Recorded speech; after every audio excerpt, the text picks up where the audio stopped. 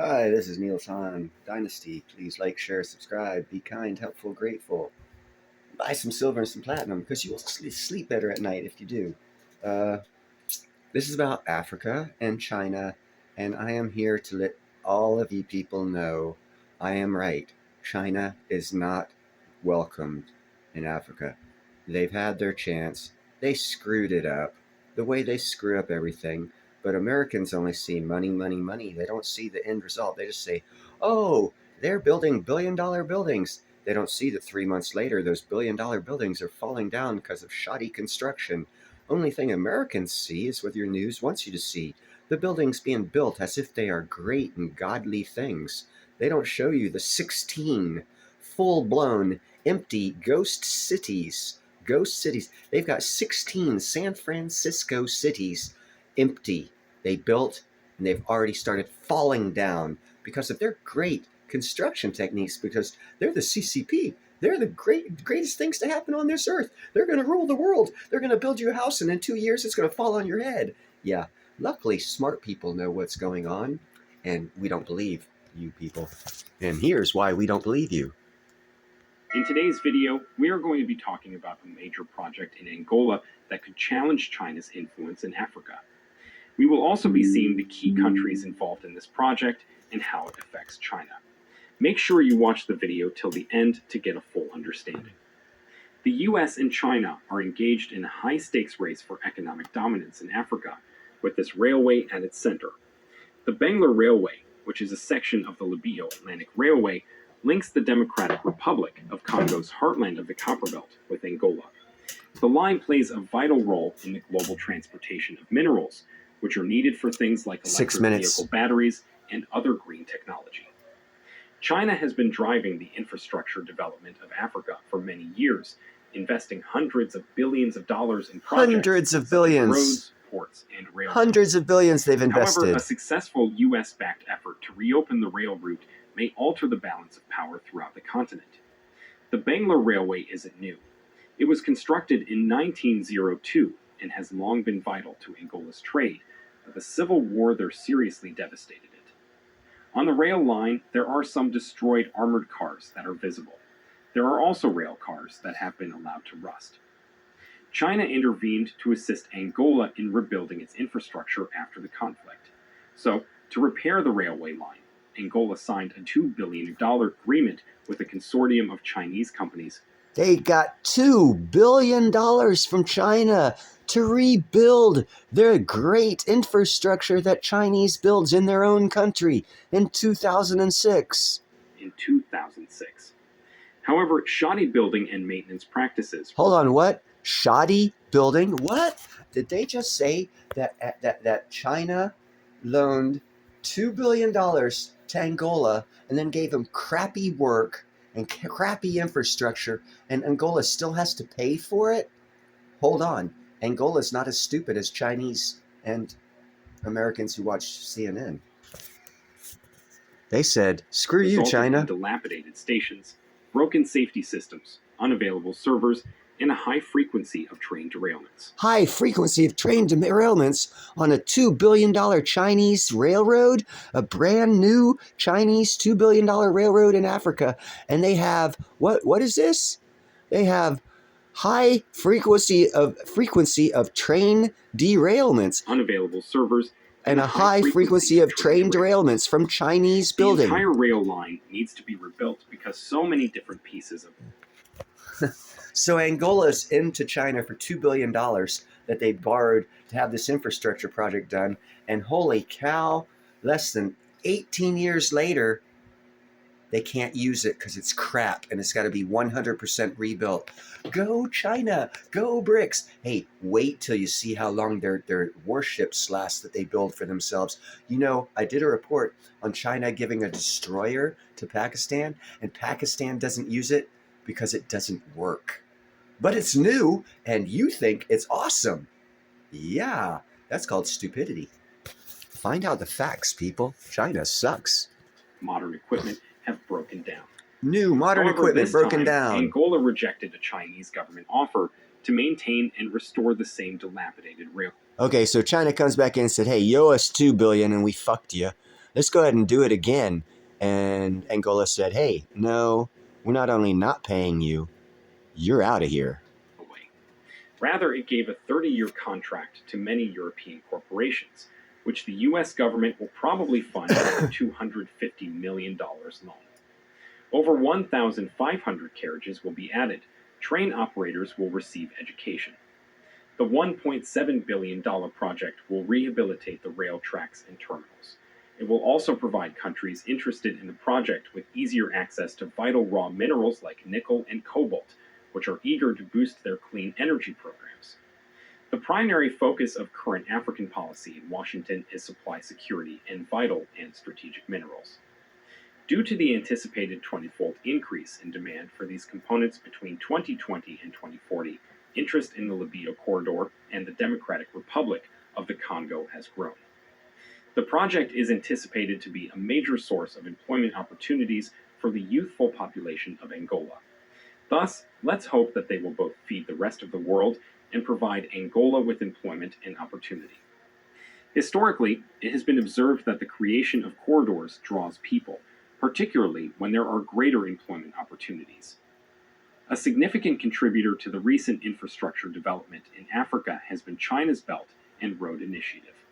It was launched in 2013 by Chinese President Xi Jinping to increase China's economic might globally through trade, investment, and infrastructure agreements. From 2000 to 2023, China lent African nations more than $160 billion, with Angola receiving the most of these loans. In Angola, the Chinese have built cities, suburbs, highways, and football stadiums.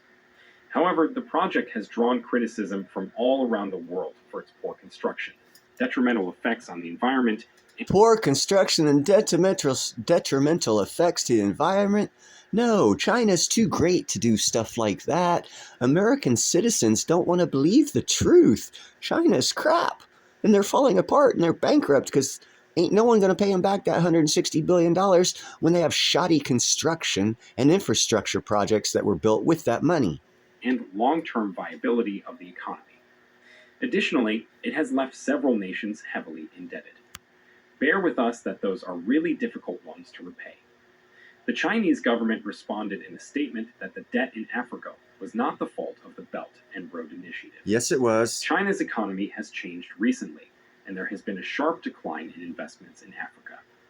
In 2022, lending fell below $1 billion, a level not seen in almost 20 years. China's going bankrupt. China has been examining its debt exposure in Africa and hasn't received the kind of returns it had anticipated.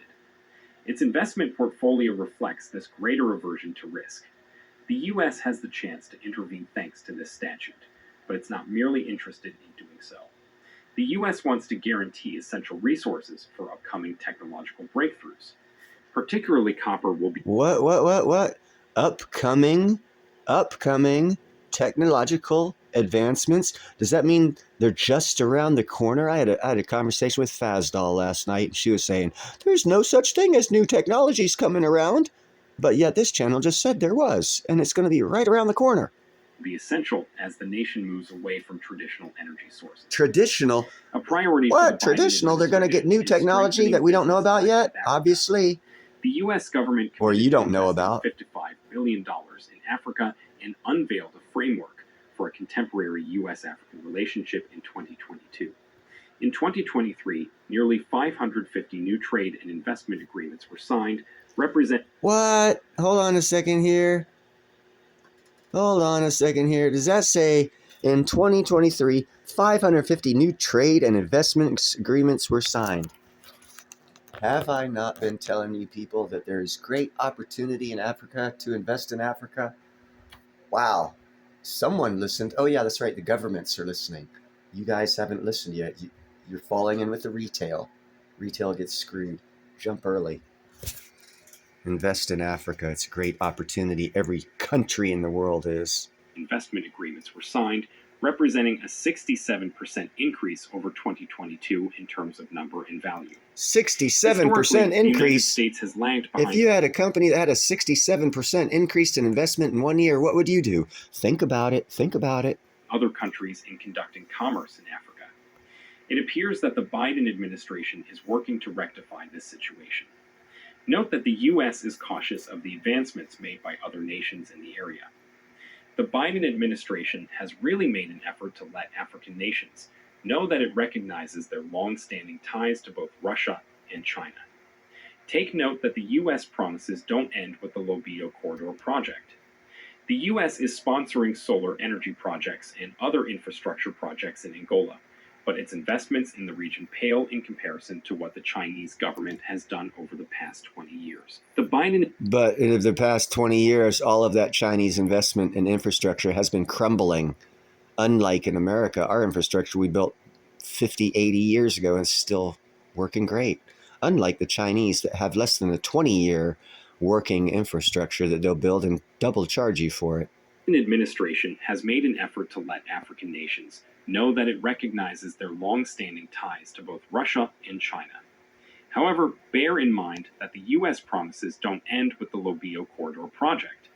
The U.S. is sponsoring solar energy projects and other infrastructure projects in Angola, but its investments in the region pale in comparison to what the Chinese government has done over the past 20 years. Failed investments for 20 for not years. knowing that Angola is an impoverished country of 32 million people, where more than 60% of the population doesn't have access to electricity.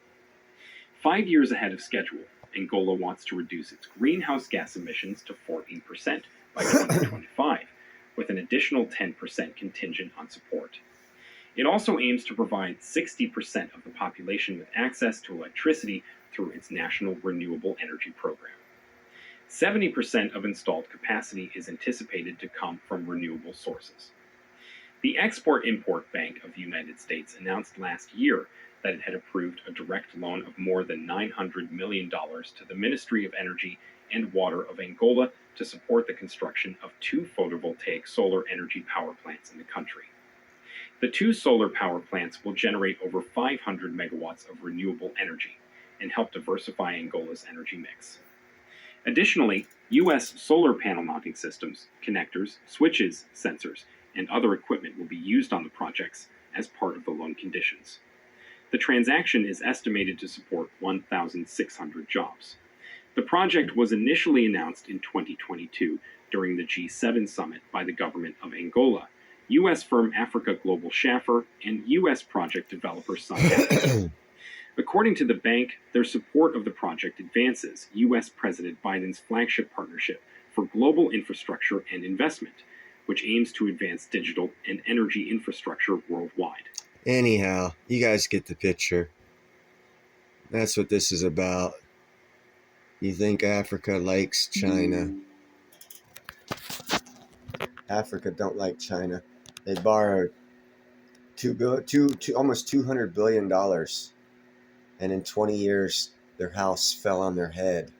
China comes back in and says, hey, we'll rebuild it and double your mortgage for you. Thank God Africa said, hey, China, screw off. We're going with America and Europe. Holy cow, they're going with America and Europe? Yep, they're going with America and Europe. Wow, I wish someone told me that Africa was a great place to invest in. I would have taken advantage of that. Oh, good thing I did. Too bad you didn't. Have a good day.